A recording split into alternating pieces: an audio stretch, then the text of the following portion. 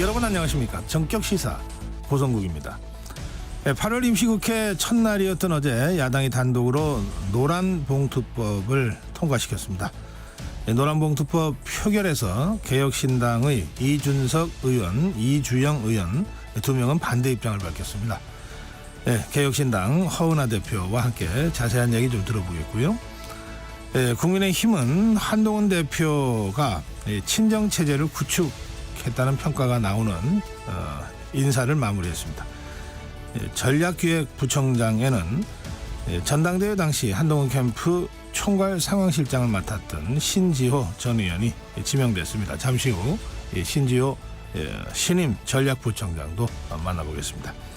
화요일의 고정 코너 법학다시 건강백세도 준비되어 있습니다. 8월 6일 화요일 전격 시사 출발합니다.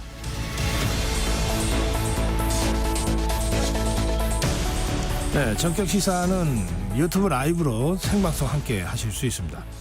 문자 참여 짧은 문자 50원, 긴 문자 100원, 샵 9730으로 들어와 주십시오. 콩 어플 무료입니다. KBS 1라디오 정치, 경제, 사회, 문화 각종 명품 콘텐츠가 여러분을 기다리고 있습니다. 댓글과 좋아요, 구독으로 여러분 함께 해주십시오.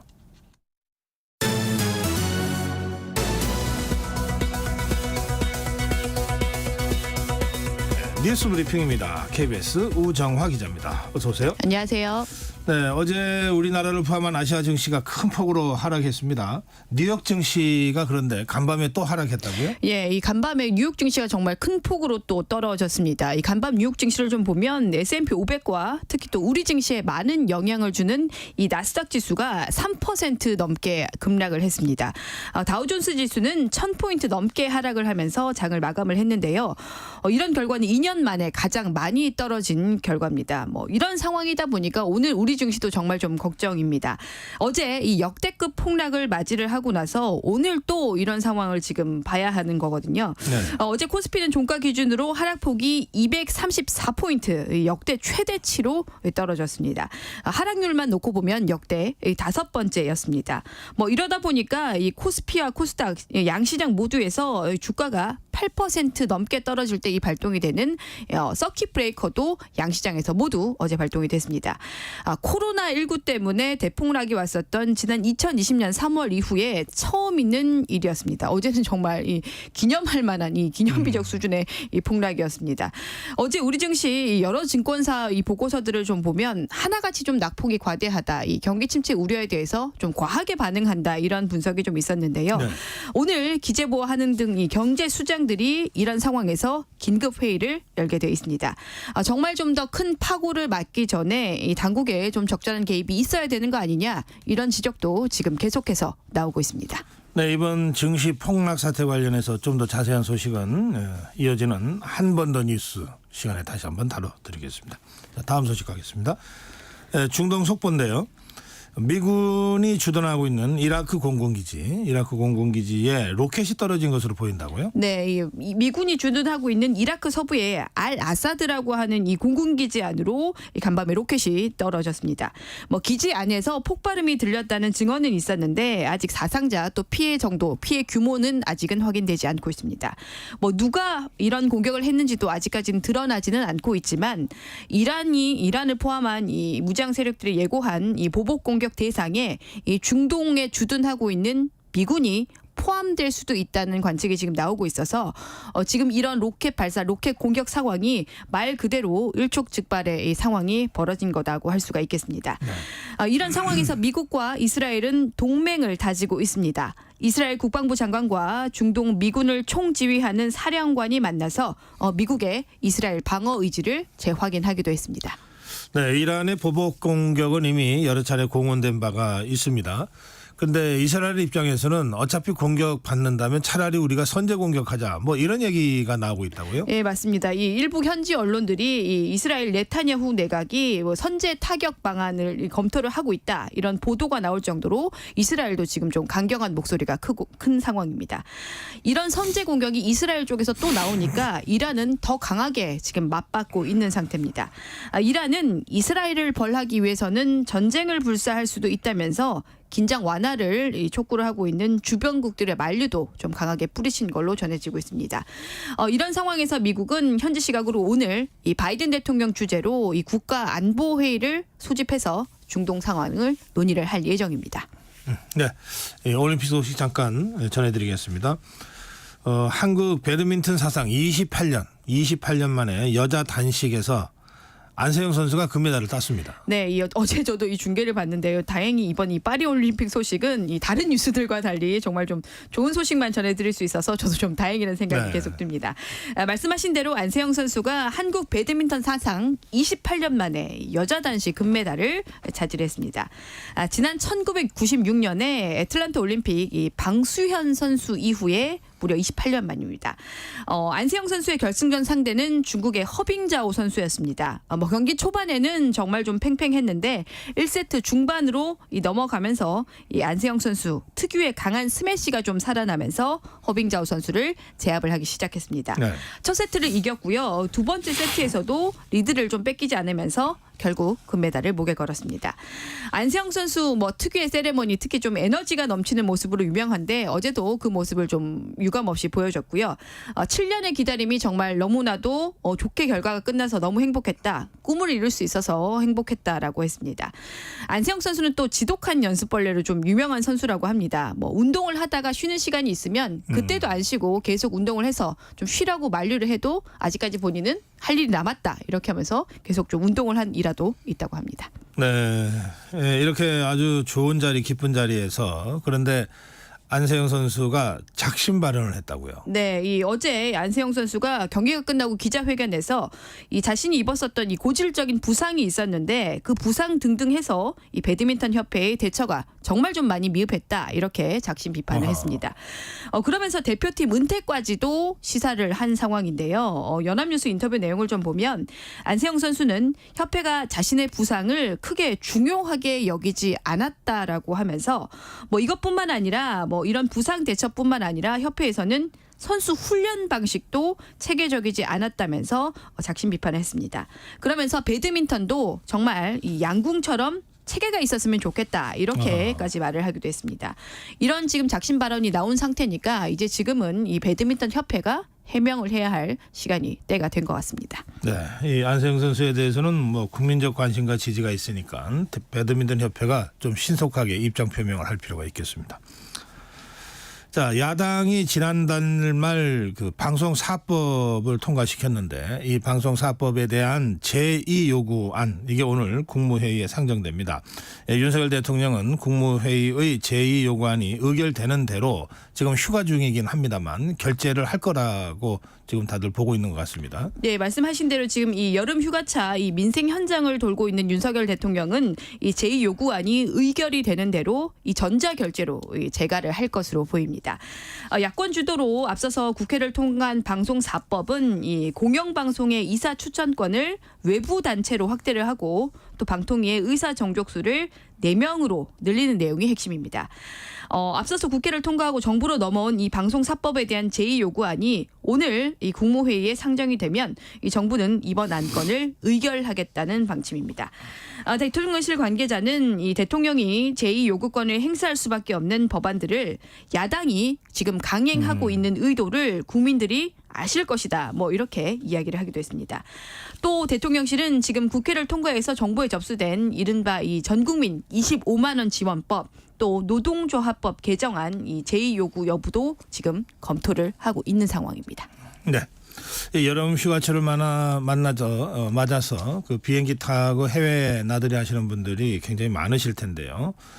최근에 이게 기상 이변 탓인지 난기류 사고가 종종 있습니다. 우리 국적기에서도 난기류 사고가 있었죠. 네, 우리 국적기에서도 사고가 있었습니다. 그제 오전이었는데요. 몽골로 향하던 대한항공 여객기가 난기류로 크게 흔들리면서 승객 등 10여 명이 다쳤습니다. 당시 상황을 담은 이 화면들을 좀 보면 기내는 말 그대로 좀 아수라장이었습니다. 기내식들이 떨어지고 그릇들이 나뒹굴고 있고요. 담요 이런 물건에다가 말 그대로 발 디딜 틈이 없는 어지러움 그 자체였습니다. 이 비행기가 난기류를 만난 건 그제 오전 9시 40분쯤에 이 중국 텐진공항 인근 상공에서 약 10km 지점이었다고 합니다. 그 지점쯤에서 난기류를 만나게 됐다고 하는데 약 15초 정도 정말 강하게 흔들리면서 큰 충격이 있었고 이것 때문에 승객 10여 명 또 승무원 4명이 목과 허리 등을 다쳤습니다.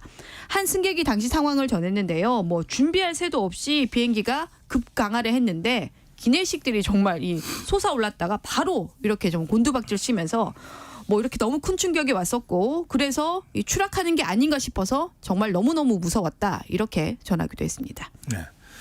제가 예전에 항공 관계자하고 인터뷰한 적이 있는데 이 난기류로 비행기가 추락하는 일은 지금까지는 없었다. 그렇게 말씀을 하시더라고요. 다들 겁은 나지만 그것 때문에 추락은 안 한다.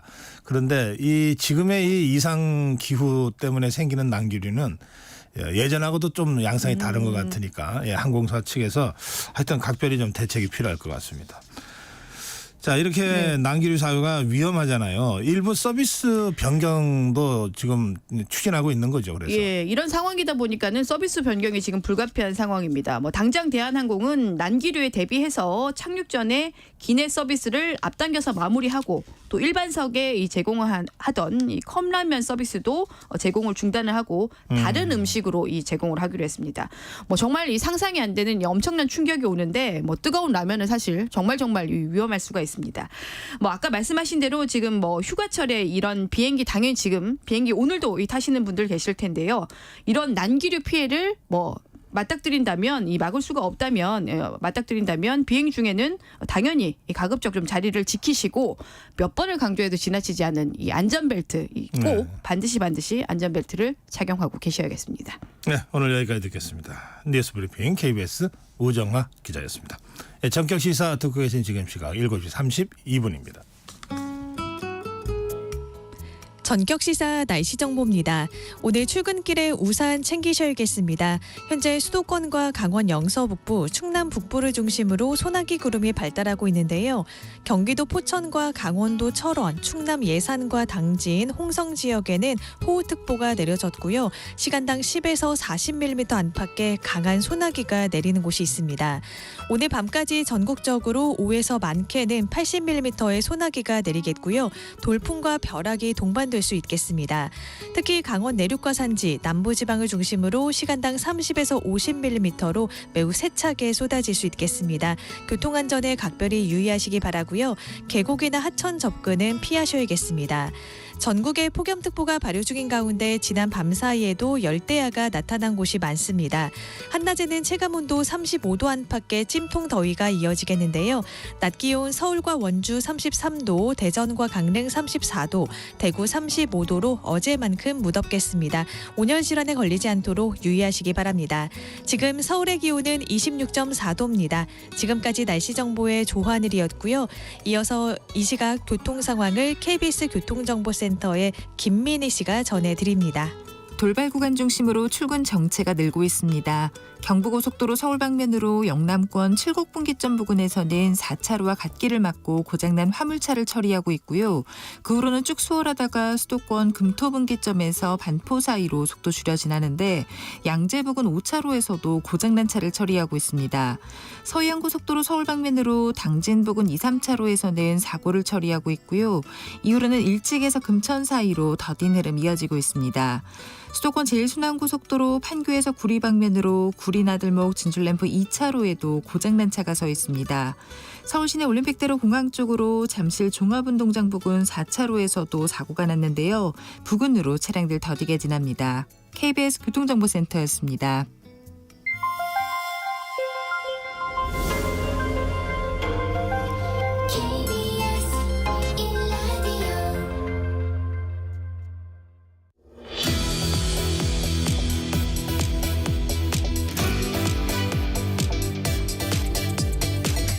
더불어민주당 비롯한 야권에서 이진숙 방송위원장 탄핵을 강행하지 않았습니까?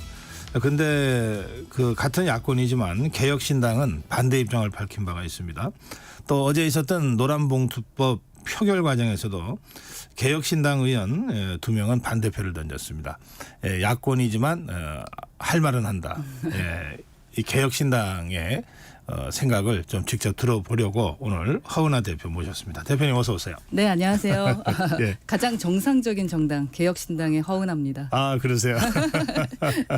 시시비비는 제대로 가리겠다. 그럼요. 그게 국민들이 원하시는 바라고 생각합니다. 그러면 이진숙 방통위원장 탄핵과 관련해서는 개혁신당은 어떤 입장이었습니까?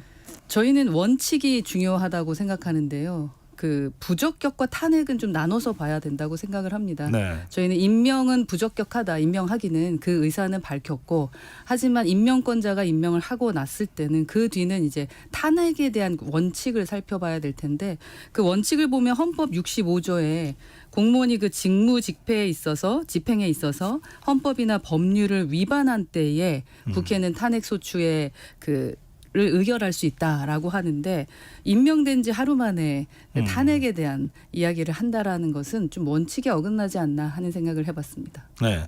부적절한 인사지만 탄핵까지 하는 것은 적절치 않다. 네. 네. 이게 지금 탄핵 또는 뭐 특검 또는 입법 강행 그러면 이제 여권은 대통령 거부권 그다음에 국회에 와서 제의 요구 표결을 하면 부결 또는 폐기 네. 이게 지금 계속되고 있잖아요. 국민 억장 터지죠. 예. 예. 이거 어떻게 해야 돼요? 고쳐내야죠. 저희가 계산을 해보니까 예. 한 달에 한 600억 원이 국회에서 소요가 되더라고요. 네. 국세가. 네. 그러니까 두 달 동안 1,200억이었는데 통과된 법안이 0건, 빵건입니다. 이거 지금 세비 받아서 되겠습니까? 이게 뭔가 이 정도 되면 이제 국민적으로도 피로감이 매우 높은 상태고 네. 그 의원들도 참 못할 짓 아니겠어요? 그렇죠. 아직도 선서도 네. 못했잖아요. 그러면 뭔가 이런 경우에는 여야에 뭐 좀 경륜이 있는 중진 의원들이라든지 원로라든지 또는 뭐 원내 지도부는 그런 거 하라고 만들어 놓은 거니까 그렇죠. 뭔가 좀 끊임없이 물밑에서 안 될 때는 안 되더라도 좀 돌파구를 열기 위해서 좀 논의도 하고 네. 토론도 하고 네. 또 각 당의 초재선 그래도 좀 소장 의원들이 좀 무슨 각종 모임도 갖고 세미나도 하고 뭐 입장도 발표하고 뭐 이래야 되는 것 그게 같은데 정상인 거죠. 왜 그런 게 하나도 없어요? 저도 그게 참 의문입니다. 그러니까 선배들의 모습이 좀 중요하다라고 생각하는 게 예전에는 이제 말씀하셨던 것처럼 여야가 싸우더라도 저녁 때는 함께 저녁 먹으면서 뭔가를 좀 풀어가는 노력들이 있다고 하는데 네. 제가 21대 국회에 있었을 때도 그런 모습을 찾기는 어려웠어요. 아 벌써 네. 예. 그러니까 과방위에서 좀 해보려고 노력은 했는데 그게 지속되기가 좀 어렵더라고요. 네. 감정에 치우치다 보니까 어느 순간은 이 민주주의가 좀 불합리한 것들도 있잖아요. 다수의 횡포들이 있을 수 예. 있기 때문에 설득하고 서로 협치해 나가는 아까 말씀하셨던 것처럼 간담회도 하면서 아니면 서로에 대한 의견을 좀 조율하면서 토론하면서 문제 해결을 하려고 하는 게 필요할 텐데 그러한 부분이 너무나 부족하지 않나 하는 생각을 합니다. 지금 여야 의원이 함께하는 유일한 게 보니까 해외 출장 가는 거더라고요. 그거는 여야가 어쨌든 한두 명씩은 꼭 서로 끼어서 가야 뭐가 명분이. 그래야만 갈 수 있으니까. 아니 그거 빼놓고는 여야가 함께하는 게 거의 없다시피 해요. 네, 좀 국회에서 함께하는 모습을 좀 보여줬으면 좋겠습니다. 그리고 왜 이렇게 싸우는지에 대한 설명을 좀 했으면 좋겠어요. 아하, 국민들한테. 예. 그래서 저희 개혁신당 같은 경우는 그래서 이렇게 방송에 나오든 아니면 페북이든 유튜브를 통해서라도 네. 어떻게든 국민들께 좀 설명을 하려고 소통을 하려고 노력하거든요. 네. 이제는 시대가 바뀌었기 때문에 그리고 국민들의 수준도 너무나 높아지셨습니다. 그래서 국민들과도 좀 지속적으로 좀 소통해서 왜 이런 일이 벌어지는지 네. 왜 법안이 한 건도 통과가 되지 않았어야 되는지를 저희도 진짜 듣고 싶습니다. 네. 예. 그 이번에 이제 또 현안이 되고 있는 게 노란봉투법 아닙니까? 네. 지금 국민의힘에서는 이게 불법 파업 조장법이다. 그러면서 대통령의 제의 요구를 건의하겠다. 지금 이렇게 나섰습니다. 그런데 개혁신당은 이 노란봉투법에 대해서는 어떤 입장이었습니까? 저희는 표결에는 반대를 했습니다. 네. 하지만 그 노란 봉투법의 취지에 대해서는 사실 찬성해요. 그런데 그 취지에 맞지 않는 법이기 때문에 아하. 저희가 반대를 했습니다. 왜냐하면은 억울하지 않게 하기 위해서 사실은 이 노란봉투법이 만들어진 거거든요. 발의가 네. 됐고 이게 지나치게 좀 그 산업질서 자체를 지금 깨트린다라는 의견을 서로 다르게 하고 있습니다. 여당과 야당이, 그러니까 네. 국힘과 민주당이. 원래 이 법은 악습을 철폐하는 거잖아요. 과도한 책임을 지우고 또 배상 청구하는 것, 노동자들에게 그것이 문제가 된다. 그래서 뭐 노란봉투로 이제 서로 도와주자라는 식으로 시작이 돼서 예. 노란봉투법이 시작됐는데 지금 발의된 노란봉투법의 3조는 저희가 찬성합니다. 당연히 악습은 철폐가 돼야 됩니다. 그런데 분명히 포장지는 3조에 의한 노란봉투법이라고 했는데 그 안에 또 다르게 산업질서 자체를 깨트리는 조항이 있다라는 것이죠. 그게 2조입니다. 그래서 저희는 이 원청의 책임과 범위를 지나치게 확대해버리면 이 자체가 또 산업질서를 깨트릴 수 있다면 또 다른 억울한 사람들이 생기고 아하. 그래서 또한 기업이 일하기 힘들어진다면 그럼 일하는 분들도 또 힘들어질 거라고 생각하기 때문에 이 부분에 대한 토론, 네. 사회적인 합의가 있어야 된다. 만약에 법안이 아니라면은 저희는 지속적으로 소통을 할 테지만 법안으로 나와버리면 우린 또 그 법안을 지켜야 되잖아요. 그래서 이 법안이 3조만 가지고 진행을 한다면 저희는 찬성. 하지만 그러니까 2조만 갖고 한다면 3조라면 찬성. 하지만 2조까지 있다면 저희는 반대다라는 차원에서 모두 다 반대 표결을 했습니다. 네. 사실 뭐 이 입법안이 제출될 때 거기에 다 좋은데 독소 조항이 한두 개 껴 있다. 그러면 그 부분만 수정을 하자. 이렇게 예. 해서 협상이 되는 거잖아요. 그러니까 그 법안이 시작되기 전에 발의되기 전에 그러니까 본 회의에 올라오기 전에 그 부분이 상임위에서 논의돼야 되거든요. 네, 네, 근데 네. 상임위에서 그런 논의가 안 돼요. 그냥 싫은 거고 안 되는 거고. 그냥 그렇게 되다 보니까 있는 그대로 올라오게 되는 거거든요. 네. 그래서 말씀하셨던 대로 아마 국민들도 원하실 거예요. 그러면 그 문제되는 부분을 빼라. 네. 그러면 사실 문제가 되지 않을 텐데 왜 자꾸 그렇게 문제되는 걸 살짝 끼워 넣어가지고 서로 문제되고 갈라치기 하게 만드는지 모르겠습니다. 살짝 끼워 넣었다고 느끼십니까? 저는 그렇게 예. 느껴집니다. 늘 포장지하고 다른 예. 상품이 들어있는 경우들이 있어요. 그 말씀하시니까 지난번에 총선 직후에 윤석열 대통령이 이재명 대표하고 만났잖아요. 뭐 그 자리에서 그 당시에 야권이 강력하게 추진하던 이태원 특별조사위원회 관련 법안에 그 두 항목이 조금 이게 독소 조항이다고 해서 대통령이 직접 그 부분에 대한 수정을 제시했고 실제로 야당이 받아들여서 그 부분 빼고 통과가 됐잖아요. 네네네네. 그러니까 그렇게 하면 뭐 거부권 쓰라고 그래도 안 쓸 텐데 그리고 그렇게 해서 어쨌든 이태원 유족들 입장에서는 당신들이 꼭 그 원하는 진실 규명과 배상 문제를 풀어갈 수 있게 됐잖아요. 그렇죠. 그런 원칙에 입각한 부분을 지켜주는 법안이어야 된다고 생각합니다. 네, 알겠습니다. 그러면 지금 이 노란봉투법은 아까 말씀드린 대로 국민의힘에서 이제 제2요구를 건의하겠다고 오늘 국무회의에서 그렇게 하고 있는데요. 이 대통령실은 이런 입장을 표했더라고요. 대통령실 또 정부에서 제2요구를 할 것이 예상이 되는데도 이걸 계속 강행하는 데는 뭔가 다른 의도가 있는 것 같다. 뭐 구체적으로는 얘기를 안 했습니다만 그 대통령실이나 정부의 그런 입장은 어떻게 생각하세요, 대표님? 저는 여당에도 문제가 많다고 생각합니다. 왜냐하면은 어떻게 됐든 풀어놓고 이걸 해결할 수 있도록 노력해야 된다고 생각을 합니다. 예. 그러니까 예를 들어 저희가 정상적인 정당이라고 말씀을 드리는 것은 본회의 들어와서 반대표를 왜 못하는 겁니까? 왜 본회의장에 아예 들어오지 않는 것은 그건 직무유기라고 생각하거든요. 아하. 그리고 이 법안이 올라오기 전에 어떻게든 그 법안을 말씀하셨던 것처럼 빼자, 넣자라는 얘기를 하기 위한 투쟁을 하셨어야 되는 거죠. 왜 다 올려놓은 다음에 그러니까 당연히 또 거부권 할 수밖에 없는 거고요. 네. 민주당 자체에서는 이제 윤 대통령이 좀 누적된 오판들이 많았고 문제가 많다라는 것에 대해서 국민들도 인정합니다. 그러니까 본인들의 문제들이 다 해결된다고 생각하는 거예요. 그러니까 어허. 자랑스럽게 아주 그냥 자신감 있게 자꾸 끼워넣기를 하고 있는 거거든요. 그러면 그걸 빼려고 노력하셔야죠. 그게 여당의 역할이라고 생각합니다. 봐라, 우린 정당한 법안을 입법 추진했는데 대통령이 자꾸 거부권 행사해서 안 되는 것 아니냐. 그러니까 그런 더불어민주당은 이제 식으로만 그렇게. 얘기하고 있는 거거든요. 그러니까 최상병 그 특검도 마찬가지예요. 그 예. 문제가 있다라고 생각하면 본인들이 발의하시면 되는 겁니다. 그렇죠. 국민의힘에서 문제되는 독소 조항을 빼고 네. 본인들이 발의하시면 되는 거예요. 그래서 국민들이 아시면 돼요. 왜 우리가 그 민주당의 법안을 찬성하지 않는지에 대한 본인들의 의견을 주셔야 되는 건데 아하. 그냥 무조건 반대, 그냥 무조건 본회의 참석 안 하고 그 자리 텅 비워놓고 그거는 정말 문제가 있다라고 생각합니다. 말씀하셨으니까 그러면 그 한동훈 대표와 국민의힘이 한동훈 대표가 주장해 온 또 지금도 주장하고 있어요. 제3자 추천에 의한 특검법. 이거는 개혁신당의 천하람 의원이 그 제시한 법하고도 좀 비슷하죠. 그 천하람 의원은 변호사 비슷한데, 협회에서 예, 예, 저 여긴 대법원. 예, 그쪽은 대법원에서 이런 차이는 있지만 네. 그러면 국민의힘이 그런 주장을 생각을 갖고 있으면 법안을 제출해라 이 말씀이시죠? 네, 그렇습니다. 예, 한동훈 대표가 주도해서 국회의원은 그렇죠. 아니지만 예. 뭐 소속 의원들을 통해서 법안 제출해라.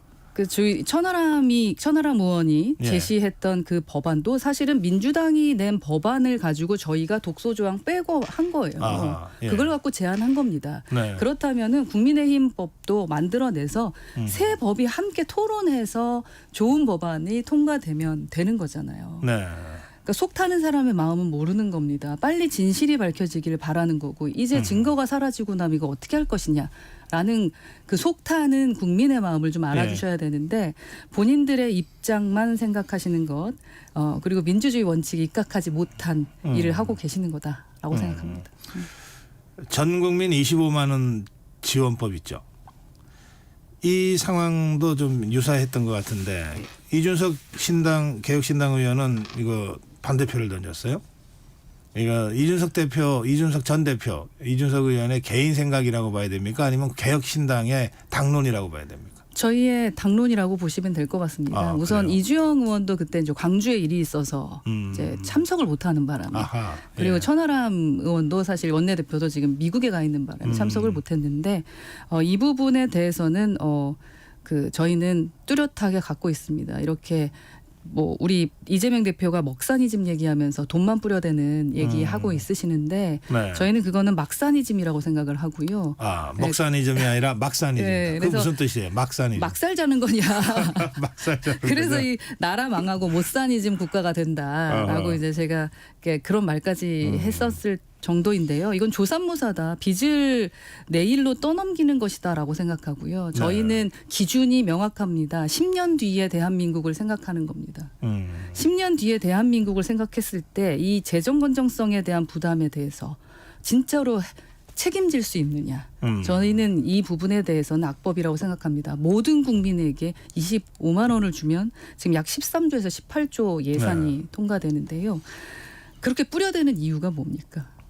그 뭐 이유가 뭐라고 생각하세요? 자신의 그냥 뭐든지 그냥 표로 보고 그렇게 포퓰리즘 하시는 거 10년 뒤만 바라봐도 진짜 미래를 생각하는 리더라면 그렇게 못할 거라고 생각합니다. 돈 받는데 싫을 사람이 어디 있겠어요. 저희도 예. 세 가족이니까 받으면 75만 원이나 받습니다.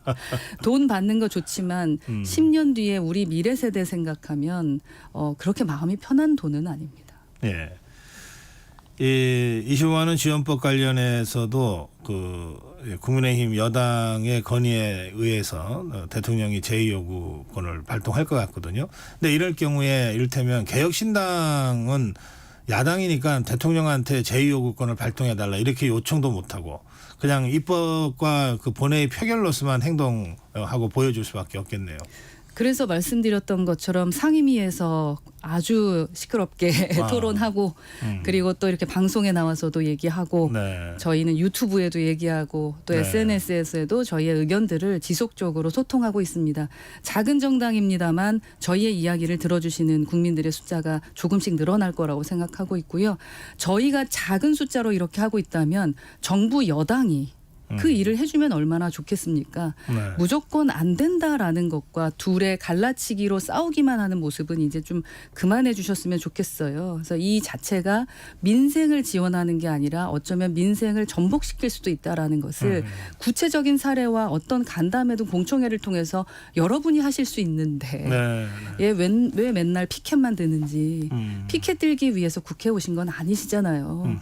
그래서 국회의원으로서의 모습을 좀 보여주셨으면 좋겠고요. 저희 개혁신당 이미 얘기가 나온 김에 연금개혁 네. 늘 선거가 있을 때만 말씀하지 마시고 지금이 바로 연금개혁 해야 될 때거든요. 13조 18조 이 예산 연금개혁하는데 빨리빨리 써버리면은 미래 세대들 부담이 줄어듭니다. 제발 10년 뒤 20년 뒤의 대한민국을 생각해 주셨으면 좋겠습니다. 예를 네. 들어 우리 저 안세영 그 선수 예. 너무 신나게 금메달 따는 거 봤는데 그 뒤에 기자회견 보면서 참 속이 시원하기도 하면서 답답했었거든요. 그래요. 그래도 용기 있는 그 MZ 세대의 그 선수를 보면서 아 우리가 다시 한 번 더 이 그 국가대표 선수들의 그 팀에 대한 뭐 여러 가지 지금 사실 축구협회에 대한 문제들도 있고 그래요. 그런 부분을 생각하게 될 텐데 저희 미래를 바라보는 젊은 친구들이 많은 개혁신당에서 이렇게 소리칠 때 좀 제대로 된 여당과 야당이라면 이 소리를 듣고 미래를 좀 고민해 주셨으면 좋겠습니다. 그래요. 안세영 선수 말씀하셔서 그런데 이게 이제 은메달, 동메달도 소중하지만 금메달을 못 따고 그런 얘기를 똑같이 했으면 아예 그러니까. 진 사람이 변명한다 이렇게 또 맞아요. 왜곡될 수도 네. 있었던 것 같아요. 당당하게 금메달 그러니까, 따고 그 얘기 하려고 네. 진짜 악을 물고 그러니까요. 뛸 하지 때 그 않았나. 모습이 보이잖아요. 그러니까 그 뒤에 더 막 마음이 아프더라고요. 아이고 참 예. 글쎄 말입니다. 예. 응원합니다. 안세영 선수. 그 개혁신당의 현역 국회의원이 3명이잖아요. 네. 그러니까 한 명만 어디 출장 가도 이제 전력이 확 네. 줄어드네요. 그렇다고 안 갈 수도 없고. 아하, 그러네요. 예. 저 대표님 어제 팀원 위메프 네. 그 상품권 구매자들 만나신 것 같은데요. 네, 맞습니다. 예. 이게 뭐 티몬이나 위메프 관련된 부분은 조금 여론이 커져가지고 목소리가 커졌는데 네. 해피머니 피해자들 같은 경우는 이게 상품권 문제다 보니까 또 이게 개미 군단이에요. 그러니까 각자가 소리를 내야 되니까 진짜로 답답한 거예요. 그분들 입장에서는. 그렇죠. 그래서 저희 이제 개혁신당을 찾아주셨고 저희와 대화를 나눴습니다. 아. 이게 상품권을 발행을 하고 발행사가 책임을 지지 않는 것은 저희 입장에서 생각했을 때 그건 일종의 사기라고 생각합니다. 네, 네. 그리고 이게 도둑질 아니겠습니까? 특히 이 해피머니를 쓰는 분들이 젊은 층이 많습니다. 그러니까 게임을 할 때도 많이 쓰거든요. 아, 그래요. 그러면 5천 원부터 시작되는 분들도 계세요. 근데 5천 원에서 만 원에서 5만 원 뭐 그렇게 되면 그 돈이 작은 돈은 아니에요. 모이면 그분들한테. 그렇죠. 예. 예. 근데 그분들에 대한 청년들의 게임머니를 지금 도둑질한 거고요. 네. 그리고 책하고 또 뭐 영화 티켓도 있고요. 보니까 그 아파트 관리비 그리고 학원비 이런 거를 알뜰살뜰 아껴서 상품권 받아가지고 아하. 예, 그걸로 예. 지출하려고 하셨던 분들에게 완전히 도둑질이 당한 거예요. 그분들은. 아이고, 그렇구나. 속 터지는 거죠. 그러니까 이게 인원은 상당히 많지만 비용이 작다고 느껴질 수 있어서 그런지는 모르겠으나 그렇다면 이제 몇만 원 막 이런 수준이면 그렇죠. 그거 가지고 예. 소송 가기도 뭐하고. 그렇죠. 근데 예. 또 몇백만 원과 몇천만 원도 있거든요. 네. 그러니까 이 부분에 대해서 좀 고민해 줬으면 좋겠는데 또 큰 업체에서라던가 이런 어떤 프레임을 씌우냐면 상테크라고 해서 너희들이 상품권 테크하려고 했었던 사람 아니야 하면서 어허. 그걸 부적절하게 보는데 하하. 테크하는 게 잘못된 겁니까? 우리 지역 화폐를 쓰는 이유도 사실은 그렇죠. 몇 퍼센트 아껴주니까 지역 그렇죠, 예, 그렇죠. 그런 거 쓰고 예. 하는 건데 국민을 너무 우습게 보는 것 같아요. 그래서 이 부분에 대한 것을 이 상임위가 있습니다. 정무위에서 네. 조금 신경 써 주셨으면 좋겠고 네. 이분들께서 요청하셨던 건 명확합니다. 무슨 환불이지만 환불이 제대로 되지 않는다면 류승선 해피머니 대표를 청문회 형식으로 진행될 때 증인으로 채택해달라. 예, 증인 신청해달라라는 거 요청이 있었으니까 이 방송 들으신 정무위 위원님들께서는 예. 그분을 꼭 증인으로 채택해 주셨으면 좋겠습니다. 알겠습니다. 예. 예, 시간이 거의 다 돼서 우리 허나 대표님 마무리 한 말씀 제가 청하고 싶은데요. 네. 개혁신당 좀 존재감이 더 커졌으면 좋겠다 이런 생각들을 많이 하시거든요. 네, 예. 그러더라고요. 저희가 더 존재감 낼 수 있도록 더 열심히 뛰고 그리고 좀 속 시원하게 긁어준다라는 느낌 들게 뭐 하는 거야라는 소리 듣지 않게 더 소통하도록 하겠습니다. 그리고 현장 가까이 국민 가까이에 가서 들을 수 있도록 노력하겠습니다. 그래도 저희 바라보시면서 정치를 좀 기대하게 할 수 있는 희망을 갖게 할 수 있는 그런 정당이 되기 위해 노력하고 있거든요. 네. 응원 부탁드리겠습니다. 그 내년 4월에 재보궐선거 있잖아요. 네. 준비는 하고 계십니까? 개혁신당? 그래서 저희 뭐 체계 구축하고 있고 네. 지금 61개의 당협이 이제 생겼습니다. 그래서 구사에 많이 또 그래서 들으셨네. 50개가 원래 지금까지 목표였는데 예. 그렇게 됐고 올해까지 100개의 지역위원장을 만들어낼 생각입니다. 하나하나 아이고, 차근차근 해서 재보궐선거 때 좋은 성적 낼 수 있도록 노력하겠습니다. 예, 말씀 잘 들었습니다. 고맙습니다. 네, 감사합니다. 좋은 하루 되십시오. 네, 개혁신당 허은하 대표였습니다.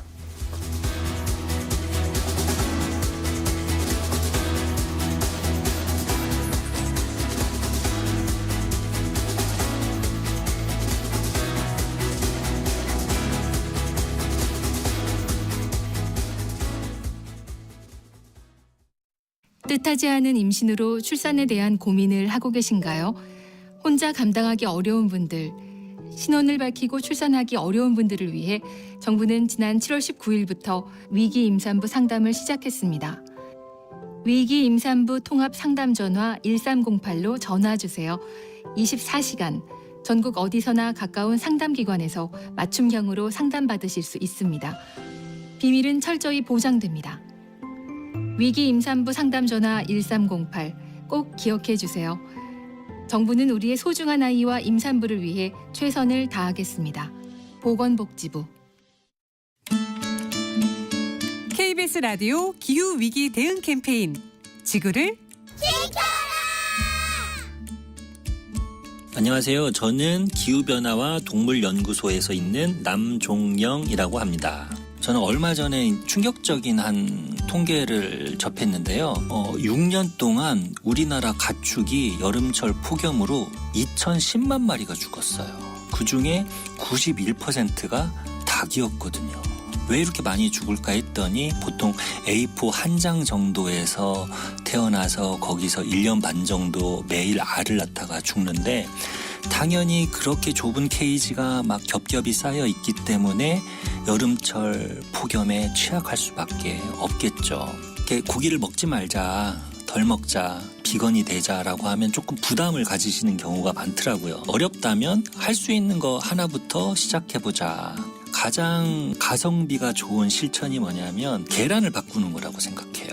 제가 영국에서 한 2년 정도 살았는데요. 동물복지 계란이 아닌 계란을 찾기가 힘들어요. 동물복지 계란이 이미 일반화가 돼가지고 그냥 계란은 동물복지 계란이라고 생각하는 거죠. 또 우리가 그만큼 동물복지 계란을 많이 찾으면 이 산업에도 경쟁력이 생기기 때문에 그만큼의 값싼 가격으로 우리에게 줄 수 있을 겁니다. 근데 이 모든 것보다 중요한 거는 우리가 육류를 조금이나마 줄이는 거예요. 그 치킨 먹는 횟수를 한 달에 한 번이라도 줄이고 다른 것들을 좀 먹어봤으면 좋겠어요. 그것이 바로 기후변화를 위한 작은 실천이라고 생각합니다. 뜨거워지고 있는 지구. 지금 우리의 문제입니다.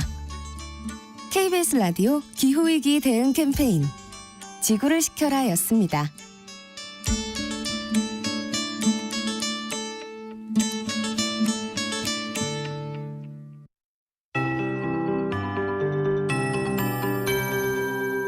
KBS 58분 날씨. 오늘도 전국적으로 무더위가 이어지는 가운데 소나기가 지나는 곳이 있겠습니다. 현재 경기도 포천과 강원도 철원, 충남 북부 지역에는 호우주의보가 발효 중인 가운데 이들 지역으로 시간당 30-40mm 안팎의 강한 소나기가 쏟아지는 곳이 있습니다. 오늘 아침 출근길에는 수도권과 강원, 충남 북부를 중심으로 소나기가 세차게 쏟아지는 곳이 있겠고요. 오전에 그 밖에 전국으로 점차 확대되겠습니다. 오늘 밤까지 전국적으로 5에서 만 많게는 80mm의 소나기가 내리겠고요. 돌풍과 벼락이 동반될 수도 있겠습니다. 또 시간당 30에서 50mm로 매우 거세게 쏟아질 수 있어 호우특보가 확대 발표될 수 있겠습니다. 교통안전에 각별히 유의하시기 바라고요.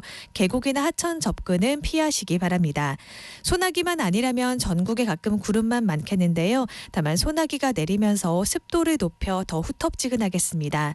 한낮 기온 서울과 원주 33도, 대전과 강릉 34도, 대구 35도로 어제만큼 무덥겠습니다. 온열 질환에 걸리지 않도록 물을 자주 마시는 등 유의하셔야겠습니다. 당분간 폭염이 계속되면서 소나기가 내리는 날이 많겠습니다. 현재 서울의 기온은 26.6도, 습도는 83%입니다. KBS 58분 날씨 조하늘입니다.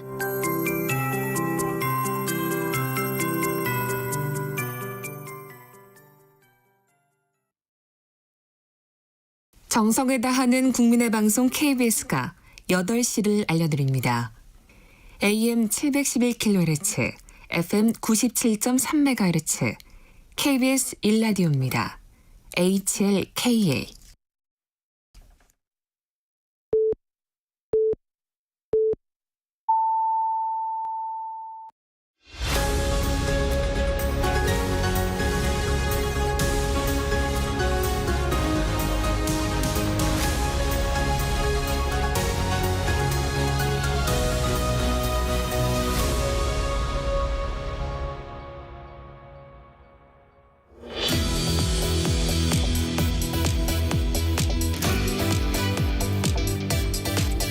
네, 국민의힘 한동훈 대표 체제의 윤곽이 이제 거의 다 드러났습니다. 언론에서는 한동훈 친정 체제 구축이다 뭐 이런 평가들을 하고 있는데 그중에 한 분입니다. 신임 전략기획부총장으로 임명된 신지호 전 의원 모시고 말씀 좀 듣겠습니다. 네, 부총장님 어서 오세요. 예, 안녕하세요. 축하합니다. 아이고, 예, 감사합니다. 한동훈 친정 체제다. 이 언론들이 되게 이렇게 보도하더라고요. 네. 네. 근데 저는 요 친정 체제는 이제 실무자들은 친정 체제가 될 수밖에 없는데 최고위원회 구성은 꼭 그렇지도 않다. 그래서 요번 그 인사를 이제 총평을 해보면 네. 저는 아무래도 이제 내부자다 보니까 긍정적인 평가를 뭐 하는데요. 화합과 쇄신의 최적 균형을 나름대로 맞추려고 노력했다. 그러니까 화합이라고 하는 거는 김상훈 정책위 의장 문제도 그렇고요. 또 당 삼역 중에 한 명인 서범수 총장도 그렇게 개파색이 강한 분은 아니거든요. 네. 뭐 이런 부분은 이제 화합형 인사다 이렇게 볼 수가 있고요. 그다음에 이제 이 실무형 뭐 저도 이제 실무 이제 그런 건데 그런 데는 이제 비교적 본인의 그 생각을 잘 알고 이해하는 그런 쪽으로 좀 배치했다. 그래서 화합 쇄신 그거를 나름대로 이제 균형을 좀 맞추려고 한 게 아닌가 그렇게 보여집니다. 예. 이번에 부총장으로 우리 신지호 전략기획부총장 그리고 정성국 조직부총장 예. 이렇게 이제 임명을 했는데 우리 신지호 전 의원은 뭐 워낙 그 잘 알려져 있는 분이니까 따로 설명 안 하셔도 됩니다 본인이. 근데 이제 조직 쪽을 네. 맡은 정성국 네. 의원 초선 의원이죠. 네. 조금 설명 좀 해주세요. 그분이 왜 이제 조직부총장을 맡았는가 하면요. 그분이 그 주요 경력 중에 하나가 교청 회장을 하셨어요. 아시다시피 교청은 교원 최대 단체고 전국 조직 아닙니까? 그거를 이제 나름대로 회장을 하면서 단연간 관리하고 운영해 본 경험이 있기 때문에 그런 점에서 여러 가지로 좀 중요하겠다라는 거고 또 정성국 의원 지역구가 이제 부산입니다만 지금 한동훈 위원장 대표가 이제 하고자 하는 게 이제 이른바 중수청을 좀 대폭 강화해서 외연을 확장하자 하는데 네. 그거를 하는 데 있어도 영남의 또 동의도 좀 필요한 거 아니겠습니까? 그래서 영남의 지역구를 두고 그런 전국적인 조직 관리를 해본 경험이 있는 정성국 그 의원을 중용한 게 아닌가 저는 그렇게 보고 있습니다. 한동훈 대표가 하려는 게 중수청 강화다 그러셨는데 그렇죠. 그 중수청이라 그러니까 무슨 저 국가 기구인 줄 알아요? 예, 설명 좀 해주세요. 중도 수도권 청년 뭐 이렇게 됩니다. 예. 중도와 수도권과 청년들에게 소구하는 네. 그들의 지지를 받는 그런 국민의힘으로 변화시키겠다. 그렇죠. 이게 이제 한동훈 대표의 생각인데 그렇죠. 그걸 하려고 그러면 먼저 아무래도 현실적으로는 영남 기반의 국민의힘 입장에서는 네. 영남의 광범위한 지지와 그럼요. 동의를 먼저 확보를 해야 된다. 그럼요. 이제 그런 문제의식이 담겨 있다. 네네 그렇습니다. 알겠습니다. 그 여의도 연구원장은 이번에 같이 발표가 안 됐죠. 예, 같이 발표가 안 되고 조금 좀 시간이 걸릴 것 같습니다. 한동훈 대표가 그 여의도 연구원의 기능으로 3가지를 얘기를 했는데 조사 기능과 민생 정책, 그다음에 청년 정치 지원 뭐 그런 건데 지금 이제 기존에 이제 홍영님 그 여연 원장은 이제 여론조사 전문가로서 그 부분은 굉장히 잘 해왔고. 예, 그런데 이제 일각에서 이제 총선 패배의 뭐 책임론 같은 것도 제기가 되고 그러는데 아직 유임 여부 또 교체 여부가 최종적으로 확정되지는 않은 것 같습니다. 아, 그래요. 예, 그럼 조금 시간이 걸린다. 네. 예. 그 이준석 의원이 개혁신당 의원이 이 인사를 얘기하면서 한동훈 대표로부터 당직 제안을 받았는데 몇 사람이 그걸 고사한 걸로 알고 있다. 거절한 걸로 알고 있다. 뭐 그런 얘기를 하던데. 저는 제가 들은 유일한 케이스는요. 지금 비서실장 대표 비서실장이 된 박정아 의원이 비서실장직에 대해서 아유 뭐 이렇게 고사했다는 얘기는 들었지만 결국 수락을 했거든요. 아하, 예. 그거 말고는 제가 뭐 그 들은 케이스가 없습니다. 그래서 아 이준석 의원이 뭐 저보다도 저희 당 그 속사정을 더 잘 아시나? 근데 뭐 구체적으로 제가 들은 바가 없어요. 그런 것 같네요. 네. 그러니까 뭐 이준석 의원이 뭐 정말 뭐가 얘기하고 싶으면 뭐 사례를 얘기하면 될 것 같은데 제가 알기로는 없는 걸로 알고 있습니다. 저보다 이 부분에 있어서는 전략기획부총장이 더 정확할 거라고 저는 생각합니다. 자, 그건 그렇고요. 윤상현 의원이 말이죠.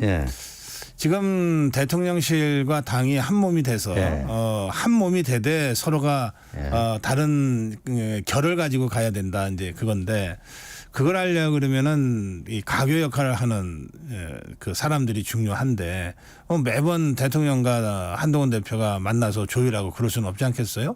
근데 지금 이번 인선에서 그 가교 역할을 할 사람들이 별로 눈에 안 띈다 이런 걱정을 하는 것 같더라고요. 근데 저는 이렇게 생각합니다. 가교 역할 중요하죠. 오작교 같은 가교 역할 중요한데 저는 이렇게 봅니다. 윤한 관계라는 거는 두 분이 서로를 제일 잘 알아요. 지금 대통령실에서 대통령실 구성원 중에 한동훈 대표에 대해서 가장 잘 아는 분이 누굴까? 당연히 대통령이죠.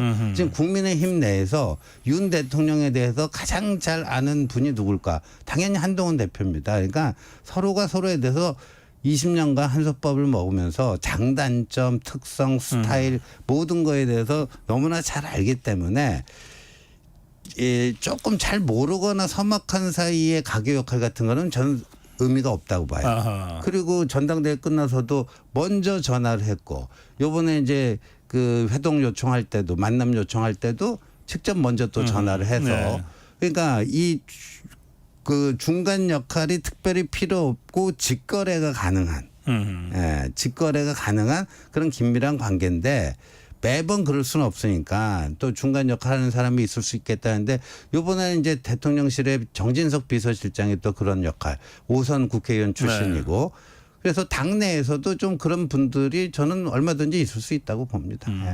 괜히 뭐 어설프게 잘 모르면서 끼어드는 것보다는 그렇죠. 그 대통령과 당 대표가 워낙 서로를 잘 아는 사이니까. 그럼요. 중매 잘못하면 괜히 뺨 맞잖아요.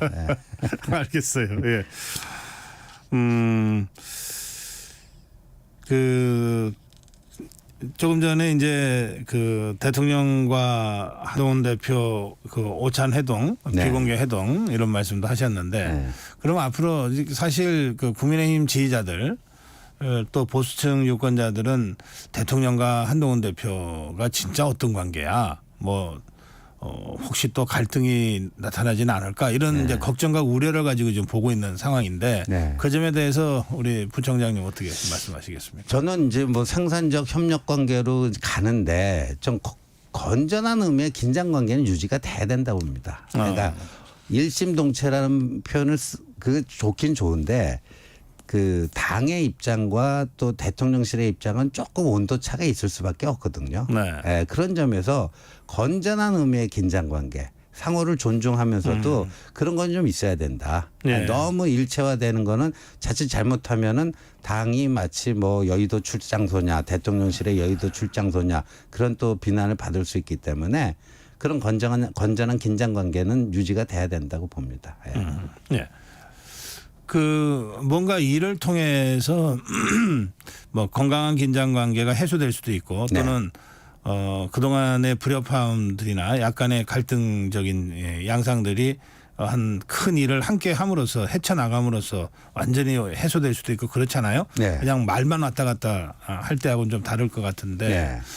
아무래도 그 첫 번째 일이라면 해병대한 특검법일 것 그렇죠. 같아요. 예. 특히 지금 야권에서는 지금 한동훈 대표를 시시각각 지금 압박하고 있잖아요. 예. 제3자 특검법 주장했으면 발의해라. 네. 말만 하지 말고 지금 이렇게 압박하고 있거든요. 네. 이 상황을 어떻게 타개할 생각이십니까? 이제 8월 국회에 들어서 저 민주당과 조국당이 어떻게 나오는가를 보고 대응해도 늦지 않다. 왜냐하면 이게 애시당초 어떻게 됐죠? 독소 조항이 가득한 특검법을 밀어붙이려고 했잖아요. 그걸 어떻게 대응할 것인가, 효과적으로 저지할 것인가. 그러니까 장군, 멍군, 그러니까 저희 당으로서는 멍군이에요. 근데 잠깐만 이제 민주당에서는요, 자기들이 장군도 안 해놓고 멍군부터 먼저 하라고 그러잖아요. 지금. 그건 말이 안 되는 거죠. 그러니까 요번에 두 번이나 이게 이제 재표결에 실패해가지고 폐기가 된 건데 세 번째 시도할 때는 어떤 모습으로 나올지를 저희들이 확인해야지만 거기에 대한 대응이 가능해지지 않겠습니까? 아하. 어떤 모습으로 나올지가 지금 약간 불확실한 상황이죠. 두 번 폐기된 그 특검법 예. 그거를 야권에서는 우리가 장군 불렀다 두 번이나 예. 근데 한 번도 제대로 멍군 안 하지 않았나 예. 이렇게 주장하는 것 같은데요. 예. 그런데 첫 번째 폐기된 것보다도 두 번째 폐기된 법안이 더 독소조항이 더 심해졌어요. 예. 세 번째가 어떻게 될지 완화가 될지 더 심해질지 그거 정도 방향 정도는 저희들이 확인하고 무슨 대응책을 내놔야 되지 않겠습니까? 예. 근데 그런 점에서 저는 어제 그 5선 이상 그 의원들 식사정치 첫 번째 같이 한 분들이 이제 조경태 의원하고 권성동 의원이잖아요. 네. 근데 이제 최상병 이 특검법 관련해서도 두 분이 굉장히 중요한 분들이에요.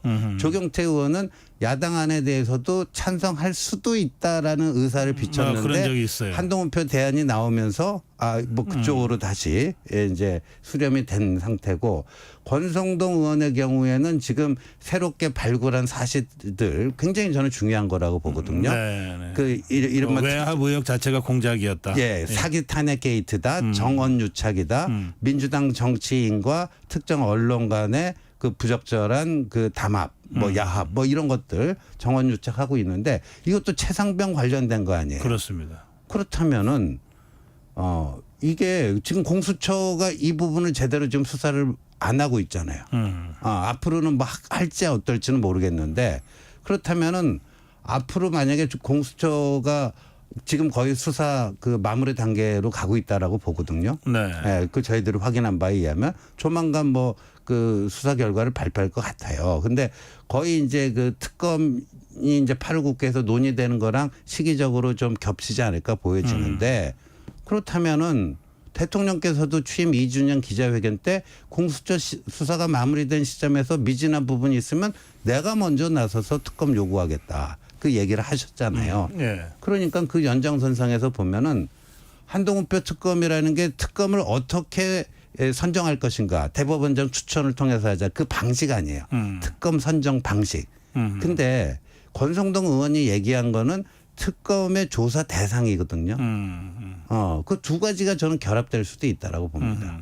그래서 제가 파악하기로는 한동훈 대표가 권성동 의원이 최근에 그 제기한 그 내용을 좀 찬찬히 좀 관심을 갖고 들여다보고 있는 게 아닌가 보여집니다.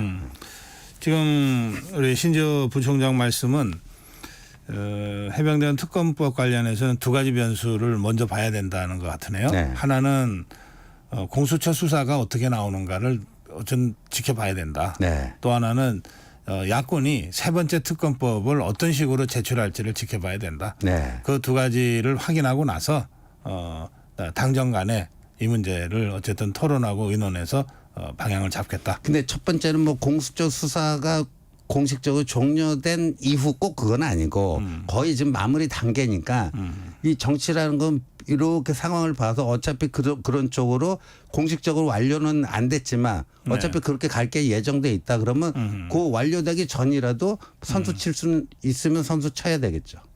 네, 그 디테일한 판단을 이제 우리 부총장님이 하시겠네요. 아이고 뭐 당내에서 논의가 있겠죠. 예, 알겠습니다.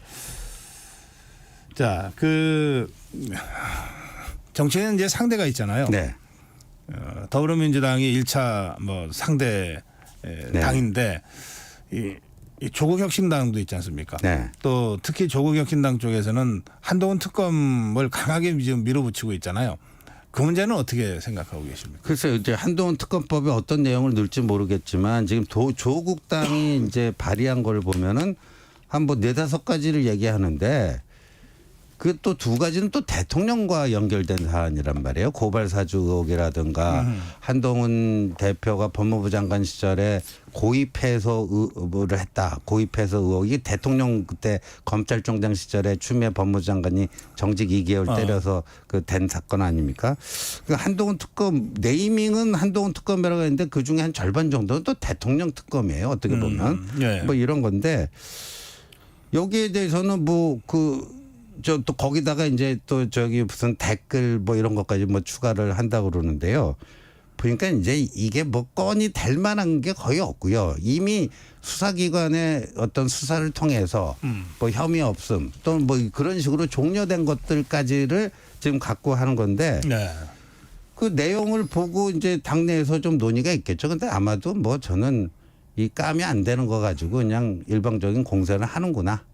뭐 근데 저쪽 그 야권에서는 일단 강행하면은 저 국회에서 처리는 가능하지 않겠습니까? 처리는 가능하겠죠. 그럴 경우에 대통령이 제의 요구를 하지 않으면 예. 그냥 확정되는 거 아니에요. 예. 그러면 대통령 제의 요구를 통해서 한동훈 특검법을 막을 수밖에 없는 게 현실 아닙니까? 예. 막으려고 하자면 네네. 그 부분에 대해서는 어떻게 생각하세요? 저는 뭐 이번에 그 예를 들면 최상병 특검법 2번이나 이제 그 부결을 시켰잖아요. 그것과 비슷한 패턴으로 갈 거라고 봅니다. 네, 당에서 공식적으로 예.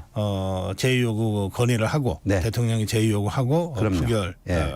표결로 부결시키는 예, 예. 이런 절차를 이런 과정을 예. 야권이 굳이 강행한다면 예. 그런 과정을 밟게 될 것이다. 그러니까 야권의 상당수 사람들이 뭐 유난 갈등 그 틈새를 비집고 들어오면은 뭐 자중질환이 일어나고 의외로 뭐 통과될 수도 있다. 뭐 그다음에 유난 관계를 더 그 간극을 더 벌릴 수 있다. 그들의 희망이죠. 그들의 희망. 예. 헛된 희망입니다. 그래요. 알겠습니다.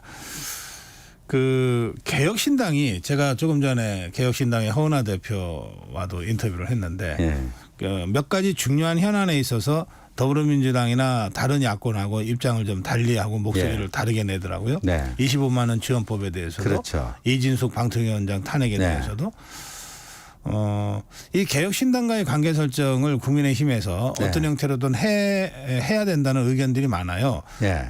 원내의석 3석이 또 중요하지만 그 나름의 그 상징성도 있고 그렇지 그럼요. 않느냐 이런 예. 겁니다. 예. 예.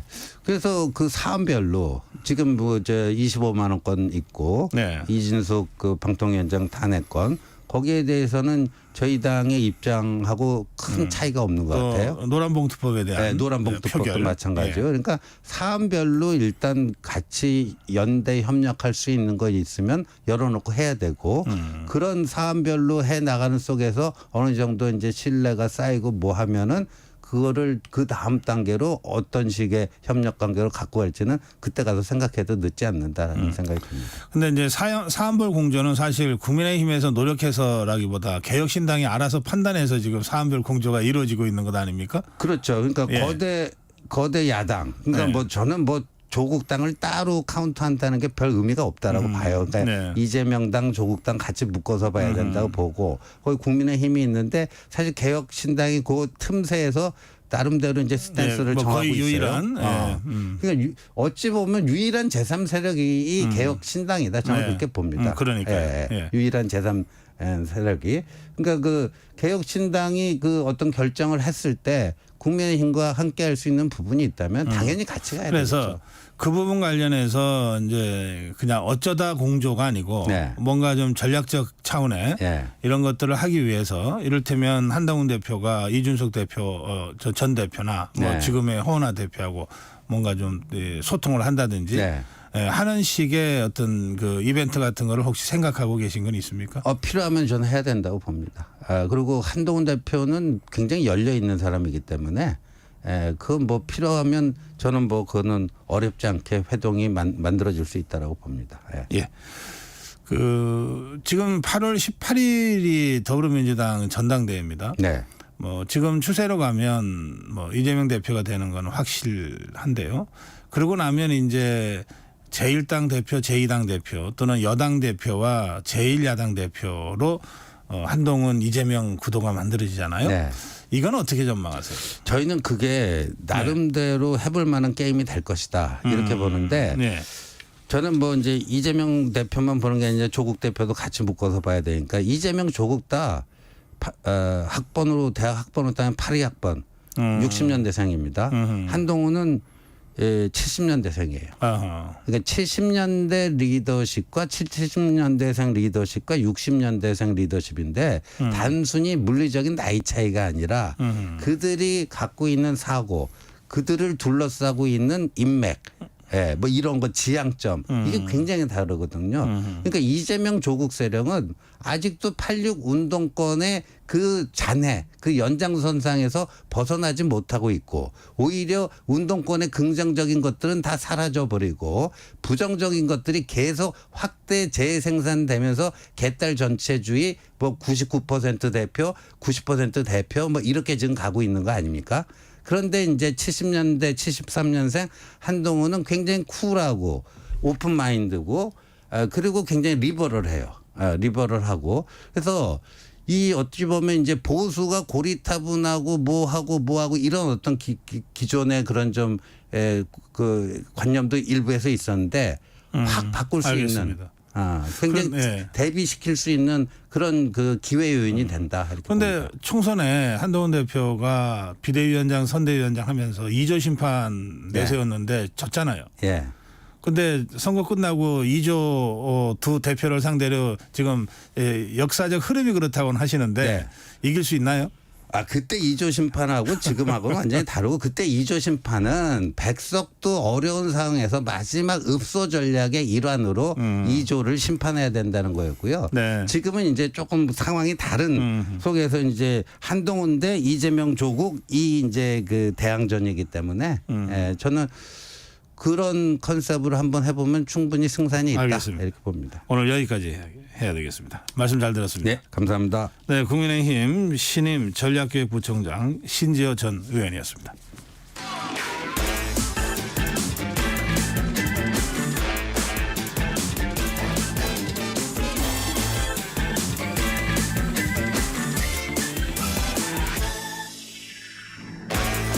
네, 한 번 더 뉴스입니다. 경향신문 박순봉 기자와 함께 하겠습니다. 박 기자 어서 오세요. 네, 안녕하세요. 어제 우리 한국 증시 엄청난 폭으로 하락했습니다. 블랙 먼데이 뭐 그렇게들 얘기하던데 상황 정리 좀 해주세요. 네, 코스피가 234.64포인트가 떨어졌거든요. 그래서 2,441.55로 마감을 했는데 이제 주식 잘 안 하시는 분들은 느낌이 안 오실 것 같아요. 하락률 퍼센트로 보면 8.77%가 하루 만에 떨어졌습니다. 그리고 이게 한때는 2,400선도 깨졌거든요. 2,390.92까지 내려갔어요. 이때 최저점에서 하락률을 보면 10.66%가 떨어진 겁니다. 그러니까 하루 만에 코스피가 10% 넘게 빠진 시점도 있었다라는 그런 얘기가 되는 거죠.